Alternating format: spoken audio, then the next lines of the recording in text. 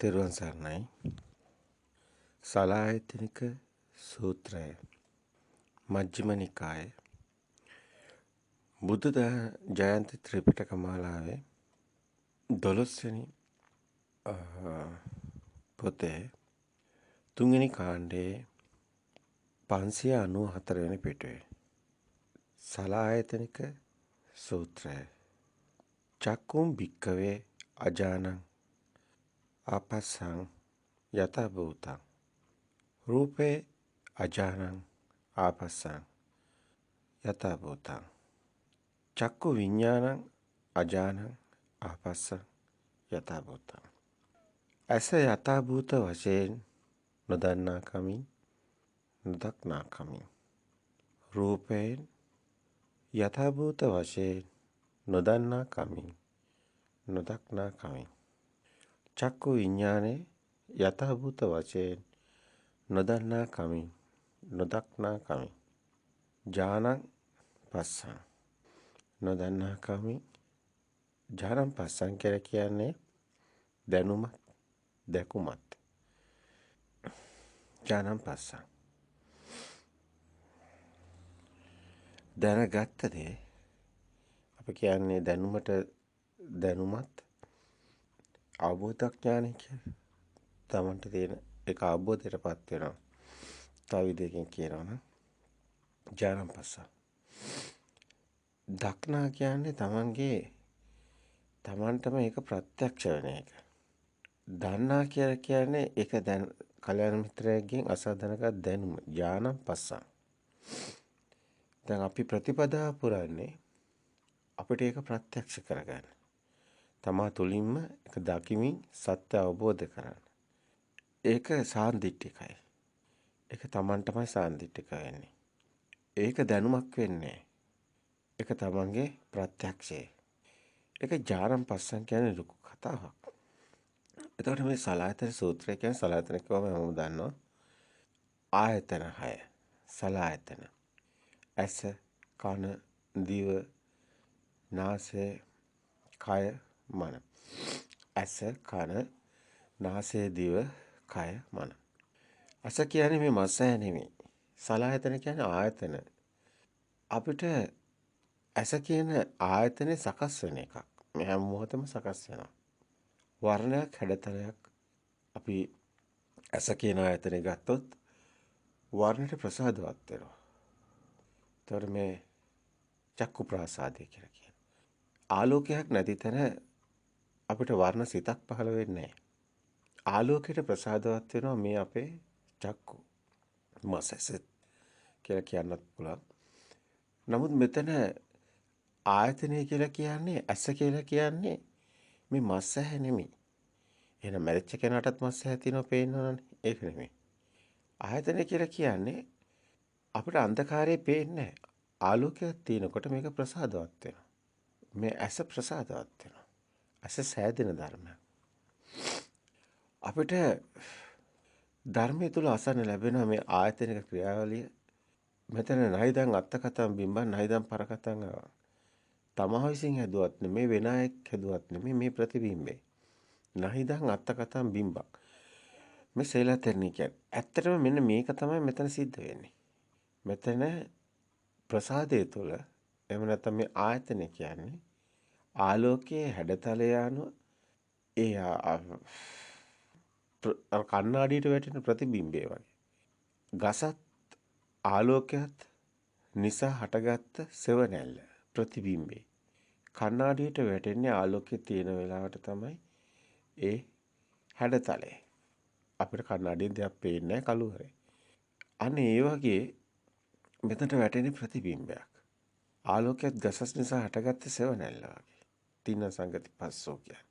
ඒ තින්න සංගති පස්සෝ කියන ක්‍රියාවලිය තමයි ආයතනයේ ඇදෙන ක්‍රියාවලිය. ඒ කියන්නේ චක්කු විඥානය. සූත්‍රය තුළ පෙන්වුවේ චක්කුම් භික්කවේ අජානං ආපස්සං යත භූතං. අසත් යත භූත වශයෙන් නොදක්නා කමින් නොදන්නා කමින්. තර රූපේ අජානං ආපස්සං යත භූතං. ඒක යථාකාරයේ නොදක්නා කමින් නොදන්නා කමින්. චක්කු විඥාන. අජානං ආපස්සං යථා භූතං. ඒ යථා භූතං කියන්නේ හැදෙන ආකාරයේ සත්‍ය නොදන්නාකම. අජානං මෙතන ජානං නෙමෙයි අජාන. පස්සං නෙමෙයි ආපස්සං. එතකොට හොඳටම පැහැදිලි. දැන් මෙතන කතා කරන්නේ යථා භූත ආකාරයේ හැදෙන හැටි දැකීම නෙමෙයි. ඒ චක්කුම් භික්කවේ අජාන ආපස්සං යථා භූතං කියන්නේ ඇස යථා භූත වශයෙන් හැදෙන ආකාරයේ නොදන්නාකම නොදක්නා කමින් කියන්නේ. රූපේ යථා භූත වශයෙන් හැදෙන ආකාරයේ නොදන්නාකමත් නොදක්නාකමත්. චක්කු විඥානේ ඒ නිසා දැනගත්ත ඇසේ විඥානේ. ඒ කියන්නේ චක්කු විඥාන සිත. ඒ කියන්නේ වර්ණ සිත. මේ මොහොතේ ඔබට සිතක් පහළ වෙනවා.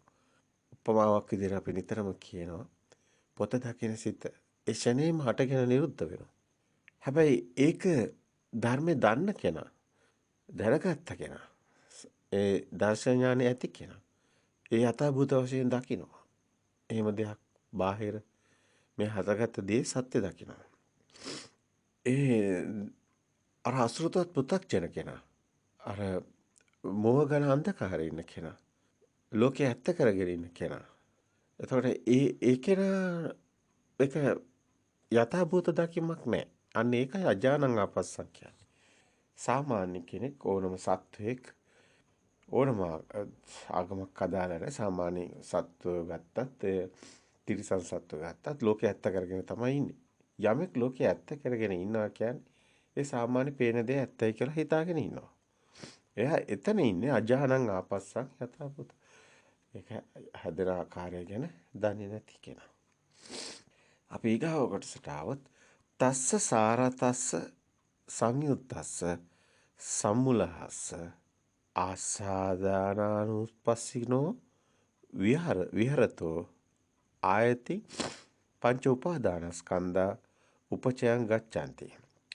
තස්ස සාරතස්ස සංයුත්තස්ස සම්මුලහස්ස අසත් රූපයත් ඇසේ විඥානේ ආදී ඒ සාරතස්ස කියන්නේ තදින් ඇලුනා වූ එළඹුණා වූ ඒ නිසාම බැඳුනා වූ තස්ස සාරතස්ස සංයුත්තස්ස සම්මුලහස්ස සම්මුලාවටපත් වුණා වූ ඒ කියන්නේ ඒ ඇසත් රූපයත් ඇසේ විඥාණයටත් සාරතස්ස තදින් ඇලුනා වූ ඒ නිසාම බැඳුනා වූ සම්මුලාවටපත් වුණා වූ රවටුණා වූ ඒ නිසාම මුලා වූ ආසාදානුපස්සිනෝ විහෙරතෝ ආයති පංච උපාදානස්කන්ධා උපචයං ගච්ඡanti. අන්න එයින් ලැබෙන ආස්වාදයම බලමින් පංච උපාදානස්කන්ධේ ඒ කියන්නේ නැවතත් පංච උපාදානස්කන්ධේම හට ගන්නවා. තස්ස සාරතස්ස සංයුත්තස්ස සම්මුලස්ස අස්සාදානුස්සනෝ විහෙරතෝ ආයතින් පංච උපාදානස්කන්ධා උපචයං ගච්ඡanti. මේක සාරවත් කියලා දකිනවා.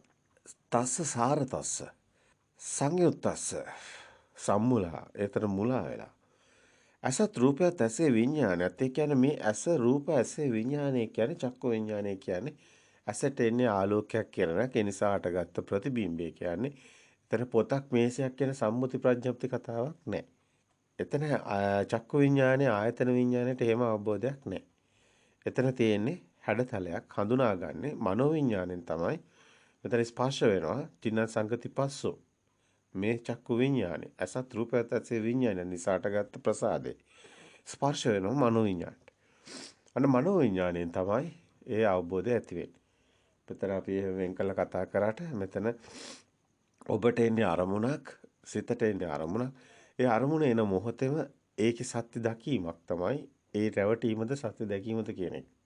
ඔබ ඇස් වසාගෙන සිටින විට දැස් අරලා බලන විට ඒක සිතක් ඉපද නිරුද්ධ වෙනවා කියන එක. නැවතත් දැස් වහගත්තා වගේ.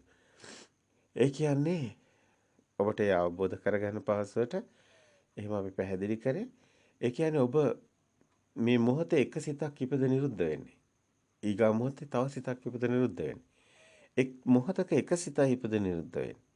හැබැයි ඒක අවුත්ත සම්භූතානං උත්තාන බස පෙර නොතිබීමටගෙන ඉතුරු නැතුවම නිරුද්ධ වෙනවා. පවතින සිතක් නෙමෙයි. එතකොට මේ සිත මේ එන අරමුණ තමයි සිත කියන්නේ.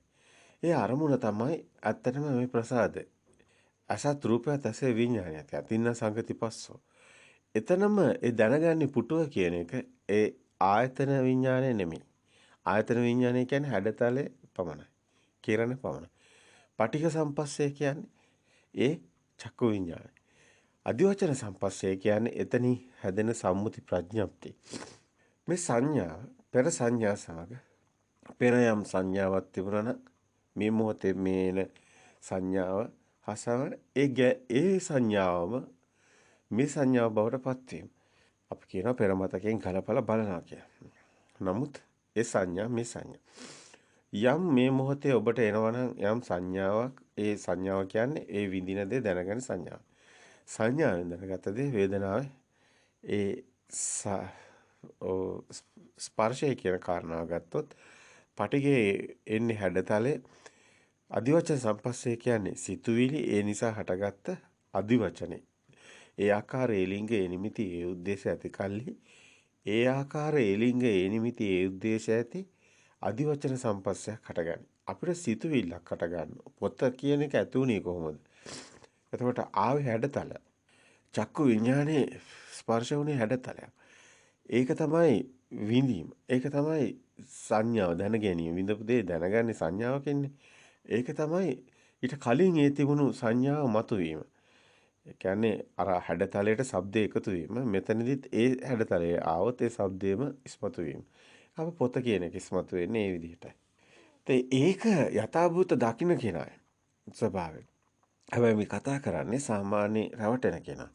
රවටන කෙනා පොත බාහිර මේන හැඩතලේ පොත කියන එකට බාහිර තියනවා කියලා රැවටෙනවා. එයාට යථාභූත ඥානෙ නැහැ. සත්‍ය දකින්නේ නැහැ. එයා හෙන හැඩතලේ බාහිර ලෝකේ ඇත්ත කරගෙන ඉන්නේ. බාහිර තියනවා කියලා හිතන්නේ. නමුත් අපි මේ විදිහට හිතින් හදාගෙන මේ සංඥා එනකොට අපි විසින් හදාගත්ත දෙයක් තමයි දකින්නේ. ඒ කියන්නේ පොත කියන දේ අපි දකින්නේ. පොත කියන එකක් බාහිර නෑ. ඒක සිතුවිල්ලක්. ඒක සංකාරයක්. ඒකයි මෙතන වේදනා සංඥා සංකාර. සංකාර කියන්නේ බාහිර තියෙන දෙයක් නෙවෙයි. චිත්තයක්. එහෙනම් ඒ සංකාර තමයි ඒ විඥානේ. මනෝ විඥානේ. මනෝ විඥානට බාහිරට එන්න බෑ. මනෝ විඥානේ තමයි සංකාරයේ මේ පොත කියන එක හදන්නේ. ඒක බාහිර තියෙන දෙයක් නෙමෙයි. අපි අසුරු කරන්නේ අපි මනෝ විඥාන. අපි බාහිර තියෙන දෙයක් නෙමෙයි. නමුත් අපි රැවටෙනවා නම් ඒ අර සත්තුන් වගේ සතා සිව්පා වගේ ඒ මොහොතේ මේක බාහිරයි කියලා අපි රැවටෙනවා. ඒ රැවටීම තමයි විඥානේ බාහිර උපාදාන වීම කියන්නේ. ඒ කියන්නේ පොතක් බාහිර හමු වීම. මහ භූත වලට ගැට ගැසීම. චත්තාරෝච මහ භූතහන චතුන්නංච මහ භූතහන උපාදාය රූපං වදේති කිය. බාහිර හතර මහ භූත මේ අපි හිතින් හදාගත්තු උපාදාය රූපය කිය අල්ලා ගැනීම. ගැට ගැසීමයි. අන්තෝ ජට බයි ජට බාහිරට ගැට ගැසීම. ඒ නිසා තමයි රැවටීම. ඒ නිසා තමයි බාහිර පොතක් තියෙන එක සාමාන්‍ය පෘථග්ජන කෙනෙක්ගේ මිත්‍යා දෘෂ්ටික භූමියේ පොත සත්‍ය වෙලයි ඉන්නේ. ඒ නිසා සැප දුක් වෙනවා කියලා හිතනවා බාහිර පොත් බඩමුට්ටු වලින් සැප දුක් වෙනවා කියලා හිතනවා. ඒ නිසයි දුක ඇති වෙන්නේ. බාහිර එහෙම දේවල් තියෙනවා ඒ දේවල් වලින් දුක වෙනවා කියලා හිතනවා. මෙන්න මේ කතාව තමයි මේ පැහැදිලි කරන්නේ. අසත් රූපයත් දැන් තස්ස දෙවනි සූත්‍රය අපි දැක්කේ සලායතනික සූත්‍රවල තස්ස සාරතස්ස සංයුත්තස්ස සම්මුලහ අසාදානු පස්සිනෝ විහෙරතෝ ආයති පංච උපාදානස්කන්ධා උපචයන් ගච්ඡanti.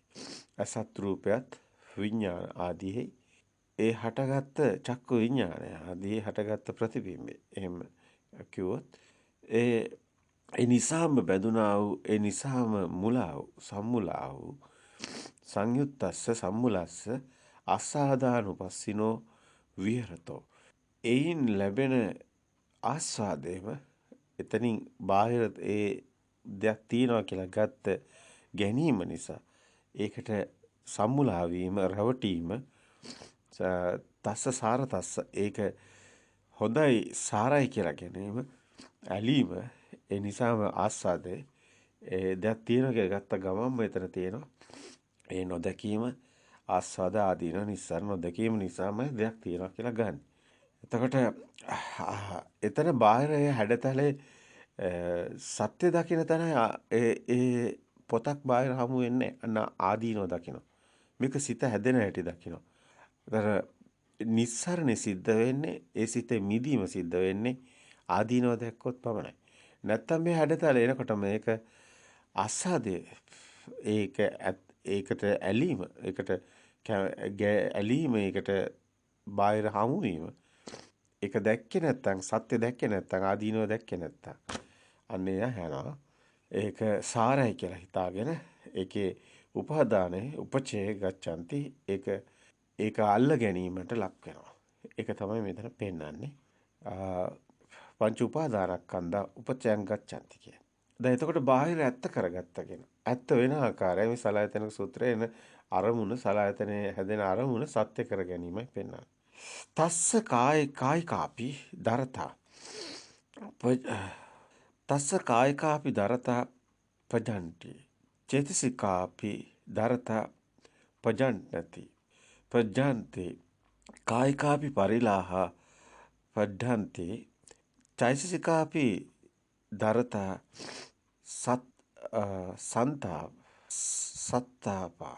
සත්තාපා කායිකාපි පරිලාහ පච්චඩ්ඩන්ති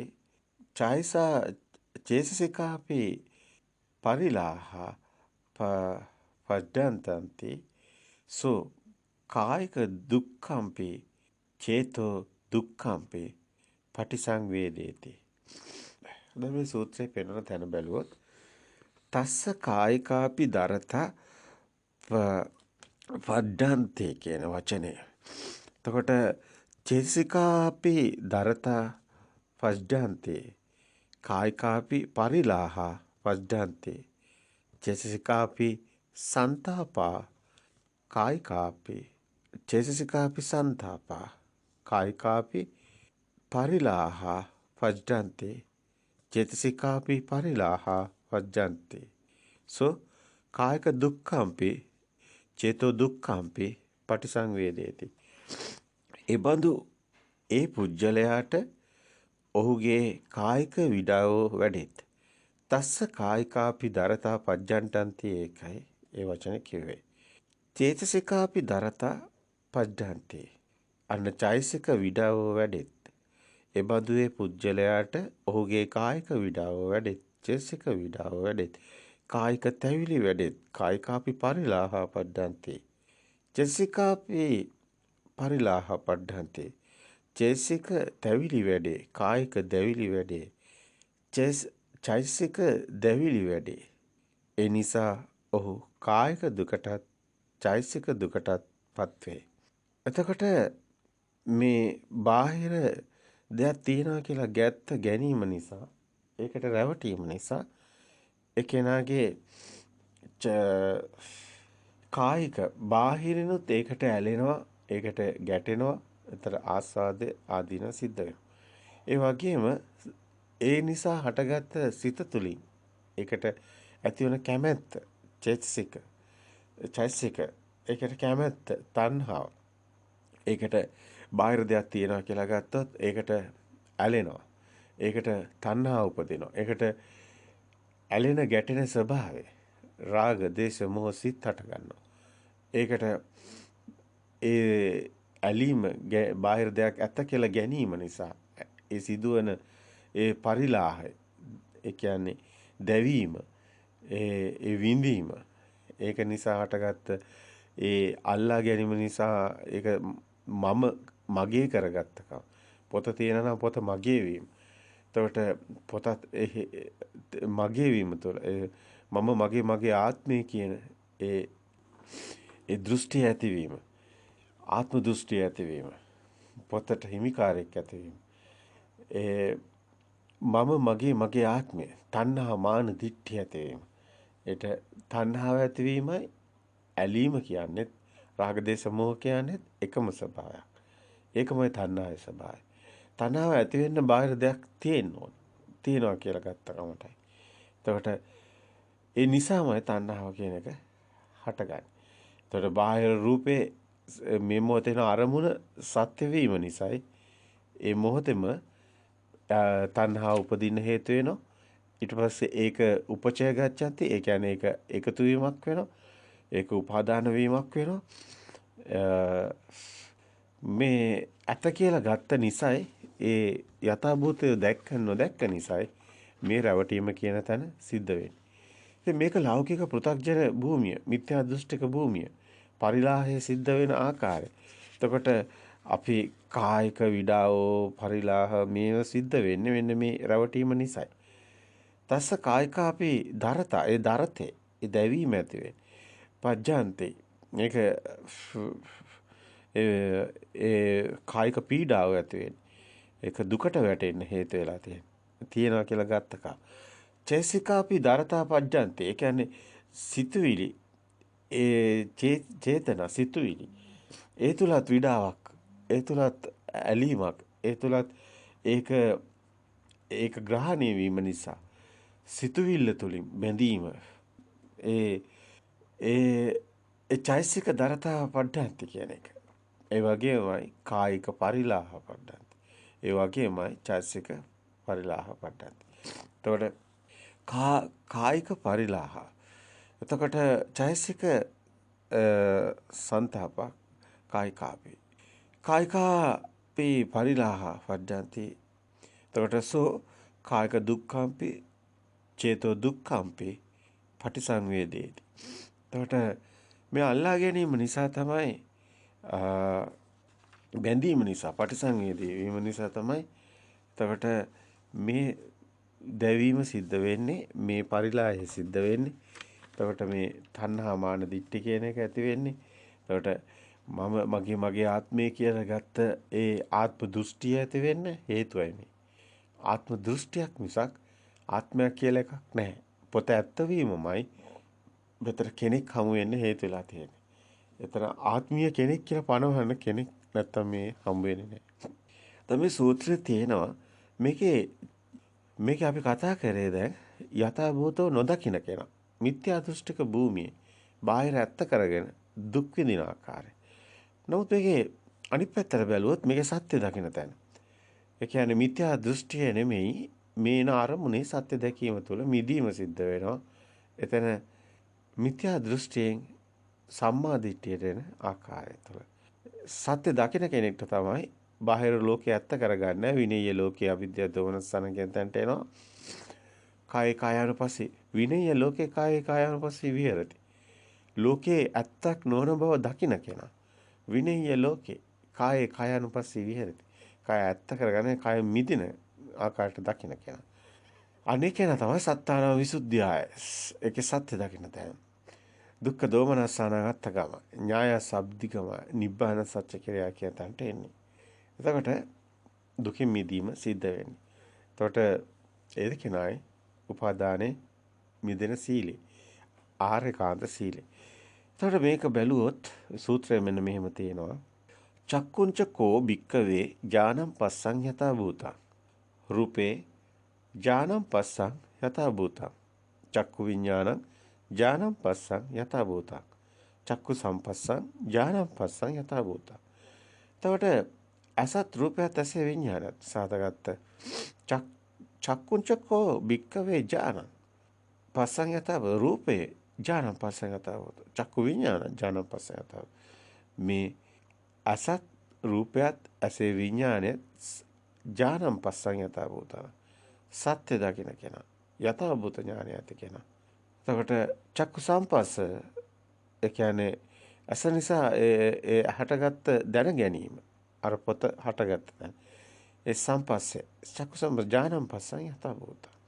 යම් කිසි කෙනෙක් ඇස හරියාකාරව යතා භූත වශයෙන් දකිනවා නම් අනිත්‍ය වශයෙන් ඒ හැදෙන ආකාරය දැකලා මිදෙනවා නම් රූපේ යථාභූත වශයෙන් දකිනවා නම් ඒ වගේම චක්කු විඤ්ඤාණයත් යථාභූත වශයෙන් දකිනවා නම් ඒ වගේම ස්පර්ශය වේදනා යථාභූත වශයෙන් දකිනවා නම් එබඳු පුජ්‍යලයා ඒ ආදීනව දකිමි වාසය කරන්නා වූ ඒ භික්ෂුව අපචයන් ගච්ඡanti එකතු කරන්නේ නැති අස්කරන පංච උපාදානස්කන්ධේ පංච උපාදානස්කන්ධේ මිදෙන සීලය රකින ශික්ෂණයක් පෙන්වනවා. කියන්නේ පංච උපාදානස්කන්ධ වෙන්නේ නැහැ. පංච උපාදානස්කන්ධයෙන් මිදෙනවා කියන එක. චක්කුංචකෝ භික්ඛවේ ඥානං පස්සං යතා භූතා. රූපේ ඥානං පස්සං යතා භූතා. චක්කු විඥානං ඥානං පස්සං යතා භූතා. චක්කු සම්පස්ස ඥානං පස්සං යතා භූතා. ඥානං පස්සං දැකලා සත්‍ය දකිමින් දැනගැනීමෙන් දැකීමෙන් ඒක දැකීමක් බවට පත් වෙනවා. ඇත්ත දකින්නවා කියන්නේ. අන්න එතනයි යථාභූත සත්‍ය දකින්නවා. ඥානං පස්සං යථාභූතං. චක්කුංචකෝ භික්කවේ ඥානං පස්සං යථාභූතං. එතකොට ඇස යථාභූත ඥාණයෙන් දකින්නවා. රූපේ යථාභූත වශයෙන් දකින්නවා. ඥාණයෙන් දකින්නවා. රූපේ ඥානං පස්සං යථාභූතං. චක්කු විඥානේ ඥානං පස්සං යථාභූතං. මෙතන අර අජානං ආපස්සානං නොදකින කෙනා බාහිර රූපේ ඇත්ත කරගත්ත. පොත හම්බුණා. නමුත් මෙතන පොත හම්බ වෙන්නේ පොතක් බාහිර නැති බව. ඒක සිතින් හදාගත්ත සම්මුතිය ප්‍රඥප්ති බව. අන්නේ සත්‍ය දකින්නමයි ඥානං පස්සං යථාභූත. මේක හැදෙන්නේ නැටි යථාභූත ඥානෙ දකින්න කෙනා. එයාට බාහිර පොතක් හම්බ වෙන්නේ එන අරමුණේම මේ දකින්න ඕනේ. සවිතක්ක සවිචාර සමාධියක් කියලා පෙන්වන්නේ ඒක. අනේ කෙනා ඒක සත්‍ය දැකලා එතනම මිදෙනවා. යාට රූපේ ඇත්ත වෙන්නේ නාමයේ ඇත්ත වෙන්නේ නාම රූප ගැට ගැසීමක් සිද්ධ වෙන්නේ නැහැ. ඒ කෙනායි මිදුණිම උපාදානයක් සිද්ධ වෙන්නේ නැහැ. පොතක් බාහිර හම්බ වෙන්නේ නැහැ. සිතේ හම්බ වෙන්නේ. පොතෙන් මිදෙනවා. ඒ කෙනාට උපචයක් නැහැ. ඒ කෙනාට රැස්වීමක් නැහැ. පොතක් නිසා තියනවා කියලා ගත්ත ගැනීමක් නැහැ. තණ්හාවක් නැහැ. රාග දේශ මොහ සිත් පහළ වෙන හේතු නැහැ. අන්න. ඒතර කර්මයට ඉඩක් නැහැ. කර්ම සිතකට ඉඩක් නැහැ. කර්මය පනවන්න බෑ. අන්න ක්‍රියාසිතක් තමයි හමුවන්නේ. එතකොට තස්ස කායිකාපි දරතා පහියන්ති. චේතසිකාපි දරතා පහියන්ති. කායිකාපි සන්තාපා පහියන්ති. චේතසිකාපි සන්තාපා පහියන්ති. කායිකාපි පරිලාහ පහියන්ති. චේතසිකාපි පරිලාහ පහියන්ති. සෝ කාය සුකම්පි චේතෝ සුකම්පි පටිසංවේදේති පහියන්ති. එතකොට මෙතන ප්‍රහාණය වෙනවා. ඒ භික්ෂුවගේ කායික විඩාව ප්‍රහීන වෙත්. චෛතසික විඩාව ප්‍රහීන වෙත්. අන්න දුකෙන් මිදෙනවා මේ සත්‍ය දකින්න තැන. කායික තැවිලි ප්‍රහීන වෙත්. චෛතසික තැවිලි ප්‍රහීන වෙත්. කායික දැවිලි ප්‍රහීන වෙත්. චෛතසික දැවිලි ප්‍රහීන වෙත්. ඒ භික්ෂුව කාය සුඛය චෛතසික සුඛයත් වෙදී. ඒ භික්ෂුව කියන්නේ මේ සීලය රකින්න කෙනා. ඒ කියන්නේ සිතට එන අරමුණේ සත්‍ය කළ මිදෙන කෙනා. ඒ කෙනාට බාහිර දෙයක් හමු වෙන්නේ නැහැ. ඒ කෙනා එන අරමුණේ සත්‍ය දැකලා මිදෙනවා. ඒතර ඒ භික්ෂුව කියන්නේ ඒ සීලය රකින්න කෙනා. ඒ සිතට එන අරමුණේ සත්‍ය දකින්න කෙනා. එයා තමයි භික්ඛු කියන්නේ. සමන සූත්‍ර, භික්ෂු සූත්‍ර වෙනම පෙන්නනවා මේ කාරණා. සිතට එන අරමුණේ සත්‍ය දකින්න කෙනා ශ්‍රමණ කියලා කියන්නේ. ඒතර භික්ෂුවක් වෙන්නේ එලෙසි. සිත තුළින් සත්‍ය දැකලා මිදෙන තැනයි භික්ෂුව ඉන්නේ. ඒ භික්ෂුව කියන්නේ එතකොට මේ සිතේ සත්‍ය දකින්න කෙනා භික්ෂුවක් වෙනවා. ඔබට එන සිතේ අරමුණේ දකින්නවා. අරමුණේ දැකලා සත්‍ය දැකලා මිදෙනවා. අපි මේ පෙන්න ප්‍රතිපදාව තුළ ඔබ කටයුතු කරනවා. ඒ සිතට එන අරමුණේ සත්‍ය දකින්නවා. ඔබත් මේ ආර්යයන් වහන්සේලාගේ ඒ මාර්ගයට එනවා. ඒ කියන්නේ උපාදානේ නොවන සීලයක් රකින්නවා. ඒක තමයි බුදුන් වහන්සේ ලෝකෙට හෙළි කරන ධර්මයේ තුල බුදුන් වහන්සේ පෙන්වන සීලය. ආර්යකාන්ත සීලය. උපාදානේ ස්කන්ධයේ උදේවැය දකින්න සීලය. එයයි මේ ආර්ය භූමිය තුළ මේ නිවන් මඟ කටයුතු කරන කෙනෙක් සිතට එන අරමුණේ සත්‍ය දැකීම තුළයි අතරම සැබෑ බෞද්ධයෙක් වෙන්නේ. භවය ඇත්ත කරගන්නේ නැහැ. පොත කියන භවය ඇත්ත වෙන්නේ නැහැ. භව නිරෝධයට යනවා. බෞද්ධයෙක් වෙනවා. මේ මොහොතේම සිතට එන හැම අරමුණකම එන තැනම දකින්නවා කියන කෙනා සැබෑ බෞද්ධයෙක්. ඒතර ඒ කෙනා දකින්න යථාභූත ඥානි. එතනට යථාභූත ඥානය කෙනා දකින්න අවබෝධයක් තියෙනවා. කෙනා දැනගන්න ඕනේ. බාහිර එහෙම දෙයක් නැති බව. ඒකේ ඒ වගේම දැනගන්න ඕනේ. ඒක සිතකමයි සකස් වෙන්නේ කියලා. එතකොට දැනගන්න ඕනේ බාහිරත් එහෙම සිතක සකස් වෙන දෙයක් නැහැ. ඒ වගේම සිතකත් එහෙම දෙයක් නැහැ. එතකොට අන්නේ කෙනාට තමයි මේක දරතාවක් එන්නේ. දැවීමක් එන්නේ. කායට මේක බාහිර දෙයක් තියෙනවා කියලා ගත තැන ඇලීමක් තියෙනවා. එතන විඩාවක් තියෙනවා. එතන කම්පනයක් තියෙනවා. එතන තණ්හාවක් තියෙනවා. දරතයක් තියෙනවා. අන්නේ සියල්ලේ මිදෙන තැනයි සාන්ත සුවයකටපත් වෙනවා. අසකර දිව නාසය කය මන කියන මේ ආයතන හරහා එන ඒ සියලු අරමුණු වලින් මිදෙනවා. ඒ මිදීම තුළ ශබ්දයට කම්පණය වෙන්නේ නැහැ. එතකොට වර්ණයට කම්පණය වෙන්නේ නැහැ. එතකොට ඒ ගන්ධයට රසට ඒ කිසිම දෙයකට හරයක් නැති තැනට යනවා කම්පනයක් නොවන තැනට යනවා. අන්න එතන මිදීමක් තියෙනවා. අන්නේ මිදීම තුළ මේ සත්‍ය නොවීම තුළ ඒ සියල්ලේ මිදෙන ඒ සත්‍ය දකින්නත් ඒ අකම්පිතයි. අටලෝ දහමින් කම්පා නොවන ගුණේ තියෙනවා. අකම්පිතයි. ඒ කියන්නේ සියල්ලේ මිදෙන තැන සාන්ත සුවය කියන්නේ ඒ නිසා හටගත්ත දැවිලි, තැවිලි, විඩාව, දරතේ නැති වෙලා යනවා. මනසටත් නැහැ. මනසටත් මහා සහැල්ලුවක් දැන්. ඇයි? එහෙම ලෝකයක් තියෙනවා කියලා මේ මගේ දේවල්, මේ මගේ ගෙදර, මේ මගේ වේවා මේ මගේ මට තියෙන දෙයක්. මේ ගස මම දකින්න මගේ වෙලා. එතකොට මේ හැම දෙයක්ම මගේ කරගෙන මේ පොත කියනකොට මේ පොත් කියලා දෙයක් මට තියෙනවා. මට තියෙනවා මේ මිර කියලා දෙයක් තියෙනවා, හඳ කියලා දෙයක් තියෙනවා. මෙහෙම හැමදේම ගඟ කියලා දෙයක් තියෙනවා. ඔක්කොම දන්නවා. දන්නවා කියන්නේ දැනුමක්. දැනුමක් කියන්නේ එහෙනම් මම හදාගත්ත ලෝකේ මගේ ලෝකේ. එහෙනම් මගේ ලෝකේ මම අල්ලගත්ත ලෝකේ. ඒක සිතින් අල්ලගෙන තියෙන. සිතින් අල්ලගෙන තියෙන අපි සිතුවිලි. සිතුවිලි වලින් අපි රැවටිලා අපි රැවටිලා අපි දරතයකට විඩාවටපත් වෙලා. අපිට ලෝකයක් තියෙනවා. අපි මේ හැඩතල වලට නම් දීලා හදාගත්ත චිත්ත ලෝකයක අතරමං වෙලා ඉන්නවා. ඒක අපි කිව්වේ අපි දුක් විඳින්නේ මනසින්. අපි දුක් විඳින්නේ සිතින්. අපි බාහිරන දුක් විඳිනවා සිතින් දුක් අන්තෝ ජටා බහි ජටා. ජටායි ජරිතා ප්‍රජා. මේ ප්‍රජාවම ඇතුළත් පිටතත් ගැට ගැසීමෙන් ඒ දුකෙන් දුකටපත් වෙලා ඉන්නවා. අවුලෙන් අවුලටපත් වෙලා ඉන්නවා. අන්තෝ ජටා බහි ජටා ජටාහි ජටිතා ප්‍රජා. තන්තං කුච්චම ගෝතෝ මිකෝ ඉමං විජිතේ ජට. කවුද ස්වාමීනි මේ ගැට ලියන්නේ කියලා ඇහුවේ අන්න ඒකයි. ජටා සූත්‍රය පෙන්නන්නේ. එතකොට මේ ගැට ලියන්නේ සීලේ පටිච්චාය නරෝ සපඤ්ඤු. ඒ නරෝ කියන්නේ භික්ෂුවක් මේ සිතට එන අරමුණේ සත්‍ය දැකලා මිදෙන සීලේ රකින්නවා නම් සීලේ පටිච්චාය නරෝ සපඤ්ඤු. චිත්ත පඤ්ඤන්ති භාව සිතත් ප්‍රඥාවක් වැඩෙනවා. ආතාපි නිපකපු බික්කු අන්නේ නිපක බික්කු ඒ කෙලෙස් තවන වැර ඇති නිපක බික්කු ඒ සිතට එන අරමුණේ සත්‍ය දැකලා මිදෙන ඒ කෙලෙස් තවනවා කියන්නේ කෙලෙස් වලට ඉඩක් නැහැ. කෙලෙස් හටගන්නේ ඒ අරමුණේ එතනම මිදෙනවා. අන්න කෙලෙස් තවන වැර ඇති නිපක බික්කු. අන්න එයා තමයි මේ ජට ලියන්නේ. එයා තමයි දුකෙන් මිදෙන කෙනා.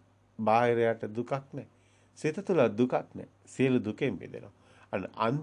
අන්න සීලේ පටිච්චාය නරෝ සපඤ්ඤ චිත්තං පඤ්ඤන්ත භාවය. ආතාපි නිපකෝ බික්කු කෝයිමං විජිතේ ජට. අන්න සියලු බාහිරත් ගැට ගැහිලා නැහැ. සිතිනුත් ගැට ගැහිලා නැහැ. බාහිරත් පොත් කියලා දෙයක් හම්බෙලා නැහැ. සිත තුලත් පොත් කියලා දෙයක් හම්බෙලා නැහැ.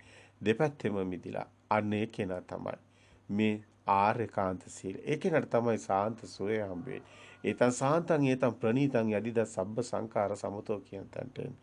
ඒ කෙනා තමයි සබ්බුපති පට්නිස්සග්ගෝ කියන තැනට එන්නේ. සබ්බ සංඛාර සමතේ සියලු සිතුවිලි සමතේ උන්තන.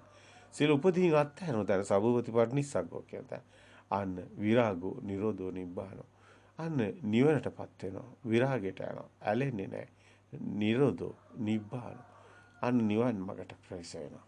ඒතර මේ සත්‍ය දකින්න කෙනාට තමයි මේ මිදීම තුලයි සාන්ත සෝයටපත් වීම සිද්ධ වන්නේ. ධාරතේ මිදීමක් සිද්ධ වෙන්නේ. එතකොට ඊගාව කොටස අපි බැලුවොත් යා තත භූතස්ස දිට්ටි සහස හෝති සම්මා දිට්ඨි සම්මා සංකප්ප සම්මා වායාම සම්මා සති සම්මා සමාධි යා තත භූතස්ස දිට්ඨි සහස හෝති සම්මා දිට්ඨි මෙබඳු ඒ හික්මෙන භික්ෂුවගේ යම් දෘෂ්ටියක් තිබෙනවා නම් එය සම්මා දිට්ඨියයි. අන්න එතනින් පෙන්නනවා සම්මා දිට්ඨියට එන්නේ මෙන්න මේ සිතේ සත්‍ය දැකලා මිදෙන කෙනයි. ඔබට හොඳට පැහැදිලි. එතකොට අපි කතා කරන්නේ සම්මා දිට්ඨිය කියලා ධර්මයේ තුල ඔය ඔය ලෞකික භූමිය තුල කතා කරන හොඳ ඇත නැත කියන හොඳ නරක කියන අන්තවල නෙමෙයි සම්මා දිට්ඨිය තියෙන්නේ. ඒ මිත්‍යා දෘෂ්ටික භූමියේ සම්මා දිට්ඨියත් මිත්‍යා දෘෂ්ටියක්ම තමයි. ඒක මිත්‍යා දෘෂ්ටිය බාහිර ලෝකේ ඇත්ත කරගත්ත තැන. නමුත් බාහිර ලෝකේ ඇත්ත කරගත්ත නැති තැන, සත්‍ය දකින්න තැන, අන්න ආර්ය භූමිය, අන්න එතන ඔබ දකිනවා සම්මා දිට්ඨිය. ආර්ය අෂ්ටාංගික මාර්ගය හමු වෙන්නේ අන්න එතනයි. එතන ලෝකේ ඇත්ත කරගත්ත තැන නෙමෙයි. ලෝකේ සත්‍ය දැකලා මිදෙන තැනයි හමුවන්නේ. යා තථා භූතස්ස දිට්ඨි සාස්ස හෝති සම්මා දිට්ඨි. සියලු දෘෂ්ටියෙන් බාහිර ලෝකේ තියනවා කියලා ඇත්ත කරගත්ත දෘෂ්ටියේ ඉන්න තාක් සම්මා දිට්ඨිය හමු වෙන්නේ නැහැ. මෙන්න මේ සත්‍ය දකින්න කෙනා යථා භූත ඥානෙ තියෙන කෙනා යා තථා භූතස්ස තථා හැදෙන ආකාරය සත්‍ය දකින්න කෙනා දිට්ඨිසාස් හෝති සම්මාදිට්ඨි. අන්න ඒ කෙනා දකින තමයි සම්මාදිට්ඨිය දකින්නේ. ඒ කෙනායි සත්‍ය දකින දෘෂ්ටිය සත්‍ය දකීම තමයි දිට්ඨිය කියන්නේ. එතකොට යා තථා භූතස්ස දිට්ඨි ඇත්ත දකින දැකීම දිට්ඨි කියලා එතන කියන්නේ සාස හෝති සම්මාදිට්ඨි. අන්නේ කෙනාටයි සම්මාදිට්ඨිය හමු වෙන්නේ. මෙබඳු ඒ හික්මෙන භික්ෂුවගේ යම් දෘෂ්ටියක් දිට්ඨියක් තිබෙනවා නම් දැක්මක් තිබෙනවා නම් එය සම්මා දිට්ඨියයි. ආර්යයට මග ඒ අපි කතා කරන සම්මා සංකප්ප, සම්මා වායාම, සම්මා සති, සම්මා සමාධි. ඒ ආරෂ්ඨාංග මාර්ගයේ ඊතුරු ඒ අංග පහම එලෙසම ලෝකෝත්තර නිවන් මඟ පෙන්වනවා. එතකොට ලෝකෝත්තර නිවන් මඟ පෙන්වන මනාකොට එතකොට සම්මා දිට්ඨි සම්මා කියන වචනේ දානකොටම එතකොට මේ ඇත්ත දකින්න කෙනා කියන එක පැහැදිලි. ඒ දිට්ඨිය නිකම්ම දිට්ඨියක් නෙමෙයි සම්මා දිට්ඨිය. සම්මා කියන්නේ සත්‍ය දකින්න. යථා භූත ඥානෙ ඇති කෙනාටයි සම්මා දිට්ඨිය තියෙන්නේ. අනේ කෙනාගේ සියල්ලම ඇත්ත දකින්න දෙයක්. සංකල්පන එතකොට ජීවිකාව ඒ කෙනාගේ කටයුතු සිද්ධ වෙන්නේ සත්‍ය දකිමින්. එන අරමුණේ සත්‍ය දකින්න. සත්‍ය දකින්න තැන ඒ කෙනාගේ එතකොට ආජීවය සිද්ධ වෙන්නේ ඒ කෙනාගේ කම්මන්තය සිද්ධ වෙන්නේ ඒ කෙනාගේ වාචනය සිද්ධ වෙන්නේ සම්මා දිට්ඨි සම්මා වාචා සම්මා කම්මන්ත සම්මා ආජීව සම්මා සංකප්ප සම්මා වායාම සම්මා සති සම්මා සමාධි සියල්ලම සිද්ධ වෙන්නේ ඒ සත්‍ය දකින්න තන ඒ සත්‍ය දැකලා මිදෙන ආකාරය දැකීමයි. ඒකයි ආරෂ්ඨාංග මාර්ගයේ අංග ඉතුරු අංග ටික සම්මා දිට්ඨිය මතයි පදනම් වෙලා තියෙන්නේ කියලා කියනවා. ඒතර සම්මා වායාම සම්මා සති සම්මා සමාධි කියන්නේම නිවන් මඟක් බව ඕනම කෙනෙකුට මේ අනුව පැහැදිලි වෙනවා. ඉතින් ඊටම වැදගත් මේ සලායතන සූත්‍ර හොඳින් දකින්න ඕනි. මේක නිවන් මඟටම අනුගත වුණු සූත්‍රයක්. මේ හැම සූත්‍රයකම නිවන් මඟ තියෙන බව අපි පැහැදිලි කරා. ඉතින් ඔබටත් දකින්න ලැබෙවි. ඊටම වටිනවා මේ කාරණා ටික. එතකොට අපි කතා කරනවා දුක බාහිර දෙයක් දුකෙන් මිදෙන මගක් දුකෙන් මිදීමක්. එතකොට දුකට හේතුව දුක නැති කිරීම දුක නැති කිරීමේ මාර්ගය. එතකොට බුදුන් වහන්සේ ලෝකයට හෙළි කරේ මෙන්න මේ චතුරාර්ය සත්‍ය ධර්මයේ. ඔබ දකින්න ධම්මචක්කපවත්තන සූත්‍රය. බුදුන් වහන්සේ මුලින්ම දේශනා කරන සූත්‍රය. එතකොට ඒ තුල බුදුන් වහන්සේ මනාකොට පෙන්නනවා මේ අජත බහිද්දා කියන අන්ත දෙක. වෙන සාස්වස සහ උත්තේජ කියන එක. එහෙම නැත්නම් ඇත කියන නැත කියන අන්ත දෙකම මිදුණු ධර්මයක් දේශනා කරනවා. ඒකයි මධ්‍යම ප්‍රතිපදාවෙන් ධර්ම දේශනා කරනවා කියන්නේ. ඒතකොට ඒකේ අන්තයක් නැහැ. ඇත කියන්න බෑ. නැත කියන්න බෑ. මේ ලෝකේ තියනවා කිව්වත් හරි නැහැ කිව්වත් හරි. මේ ලෝකේ හේතු නිසා හටගෙන හේතු නැති වෙන ධර්මතාවය. ඒ කියන්නේ ඒක බාහිර හම්බෙන එකක් නෙමෙයි. හේතු ඇති විට හටගෙන හේතු නැති වෙන ධර්මතාවය. තමන්ගේ සිතින් හදාගත්ත ලෝකයක්, චිත්ත ලෝකයක්. සලායතන ලෝකෝ ලෝකං වදේති. බුදුන් වහන්සේ කිංචනාව ලෝකං වදේති කියනකොට ඒ බුදුන් වහන්සේ පැහැදිලි කරනවා සලායතන ලෝකයයි ලෝකය කියලා. එතකොට ආයතන නිසා හැදෙන ලෝකය, ඇස ලෝකයයි මහණෙනි, කන ලෝකයයි මහණෙනි. එතකොට ශබ්ද ලෝකයයි, වර්ණ ලෝකයයි, ගන්ධ ලෝකයයි, රස ලෝකයයි. උණුසුම සීතල පොට්ටබ්බ ලෝකය. සිතුවිලි වලිනුත් අපි ලෝකයක් හදාගෙන. එතකොට ලෝකය කියන්නේ බාහිර තියෙන ලෝකයක් බුදුන් වහන්සේ දේශනා කරන්නේ. බුදුන් වහන්සේ හැමතිස්සෙම ඔබට හැමතැනම පේන්න ලැබෙනවා. සිත තුළින් තමයි ලෝකේ පනවන්නේ.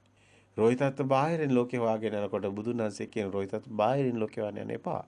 සිත තුළින් දකින්න. ඒකයි සිත තුළින් තමයි බුදුන් වහන්සේ චිත්තේන නීයති ලෝකෝ. සිත තුළින් තමයි ලෝකේ දකින්නේ. ලෝකේ දකින්න කියලා කියන්නේ. බාහිරින් අපිට ලෝකයක් හමුවන්නේ නැහැ. මේ සියල්ලම සිතින් මාගෙන. බාහිර තියනවාද අපි හිතින් හදාගන්න මේ නම් ටික. මේස, ඇඳ, පුටු, ගේ, විර, හඳ මේ අපි කතා කරන සම්මුති නාමයේ පවා ශබ්දයක්.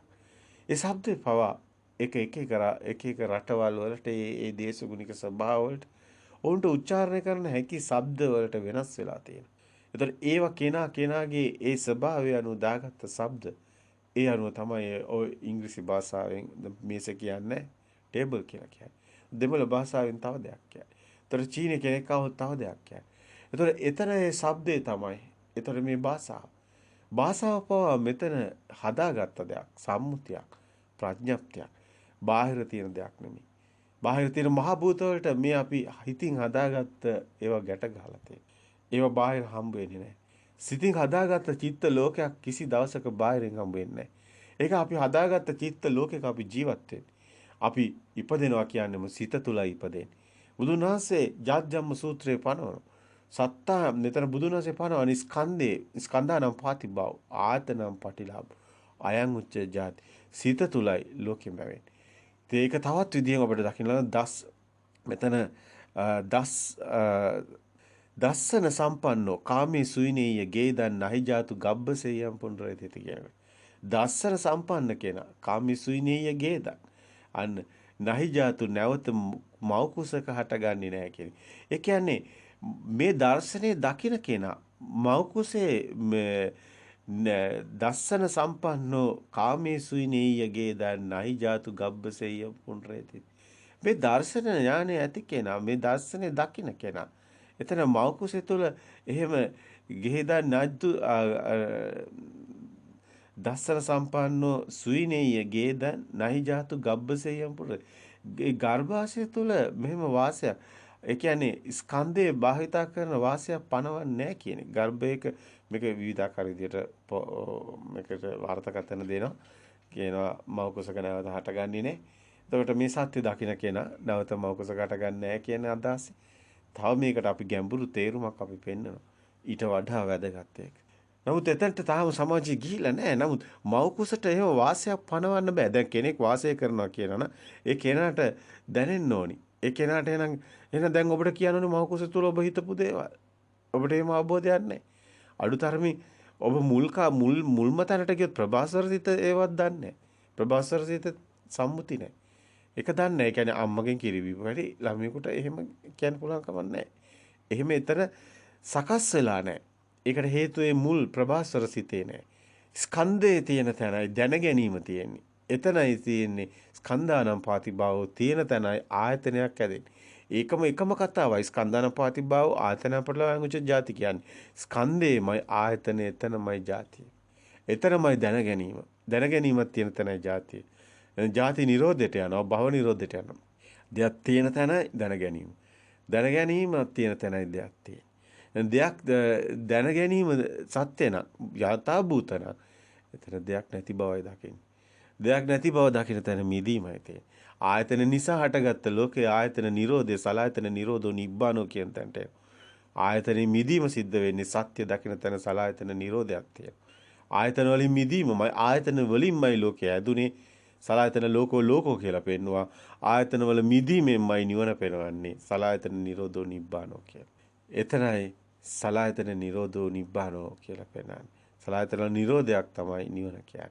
ඉතින් භව නිරෝධෝ නිබ්බානෝ සලායතන සායදෙන භවයේ එතනම භව නිරෝධයක් වෙනවා. එතන සියල්ල මේ විදිහට හැම තැනින්ම නිවන පෙන්වන්න පුළුවන්. සලායතන නිරෝධෝ කියනකොට සලායතනෙත් එක්ක තමයි සියල්ලම ගැට ගැහිලා තියෙන්නේ. සලායතන නිරෝධෝ නිබ්බානෝ කියවත් භව නිරෝධෝ නිබ්බානෝ කියවත් සේරම එකම කතාවයි. සියල්ලම සත්‍ය දැකින තැන මිදීමත් එතනමයි. මේ සලායතන සූත්‍රයේ බුදුන් වහන්සේ දේශනා කළා තියෙන්නේ යම් මොහොතද ඒ දේශනා කළා තියෙන නිවන් මඟ පැහැදිලි කරන්නයි. යමෙක් මේ සලායතන සූත්‍රය අහලා නිවනින්ම සැනසීම ලැබුවා නම් ඒකට හේතුව මේ සලායතන සූත්‍රයේ නිවන් මඟ අන්තර්ගතයි. ඒක ඔබටත් පැහැදිලි. එහෙනම් මේ සලායතන සූත්‍රය හරියට දැක්කොත් ඒ නිවන් මඟ දැක්කොත් මේ සිතට එන අරමුණ කිසිවෙක් ඇත්ත කරගෙන දුක් විඳින්නේ නැහැ. සියලු දුකින් මිදෙනවා. ඒ සාන්ත ප්‍රණීත නිවන් සෝය උරුම වෙනවා. අන්න ඒතන් සාන්තං ඒතන් ප්‍රණීතයි අදිද සබ්බ සංකාර සමතෝ කියන්නේ සියලු සංස්කාර සිතුවිලි සිත කදාගත්ත දේ මිදෙන තැනයි සමතේ තියෙන. සබ්බ සංකාර සමතේ. එතනයි නිරෝධයට යන්නේ. එතනයි විරාගයට යන්නේ. එතනයි ඒ කෙනයි සබ්බූපදීපට්ඨිසග්ගාවට එන්නේ. උපදීන අත්හැරලා යන්නේ. ඒ සලායතන සූත්‍රයේ ඒ දේම පෙන්නනවා. දරතාවක් නැහැ, විඩාවක් නැහැ. දරතයක් නැහැ. එතන මිදීමක් තියෙනවා. අන්න ඒ කෙනාටයි ඒ නිබ්බිදාන්ති තණ්හක්කය විරාගෝ නිරෝධෝ නිබ්බානෝ කියන තැන නිවන් අවබෝධ කරා යන්නේ. නිවන් දකින්නේ. සියලු දුකෙන් මිදෙන්නේ. එහෙමනම් මේ සලායතන සූත්‍රයේ යමෙක් නිවැරදිව දකිනවා සිතට එන අරමුණ දැකලා යථාභූත වශයෙන් දැකලා සත්‍ය දැකලා ඒ යථාභූත ඥානයෙන් දැකලා ඒ යෝනිසෝ මානසිකාරයේ පිහිටවලා අරමුණේ සත්‍ය දැකලා මිදෙන තැනයි සලායතන සූත්‍රය තුළ පැහැදිලි කරන නිවන් මගයි.